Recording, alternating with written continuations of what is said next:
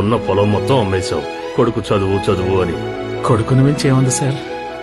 సర్లే కాని కొడుకు కొడుకు అంటున్నావు. చివరి రోజుల్లో నేను రోడ్డు మీద పడేయకుండా ఉంటే అదే చాలు. నాన్న, ఆశగా నువ్వు ఇంట్లో తగిలించిన డిగ్రీ ఒరిజినల్ కాదు నాన్న, ఫేక్.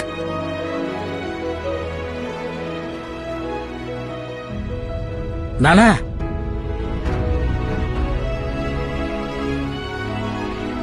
నా జీవితంలో నేను నిన్నే ఎక్కువ కష్టపెట్టాను నాన్న. న్యాయంగా చూస్తే నువ్వే నా మీద ఎక్కువ కోపడాలి నాన్న.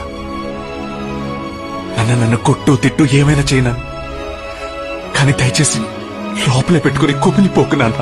అన్ని పోయి బాధపడదు నాన్న. తిరిగి లేచి పరిగెట్టు. నాన్న నేనున్నాను, చూసుకుందాం.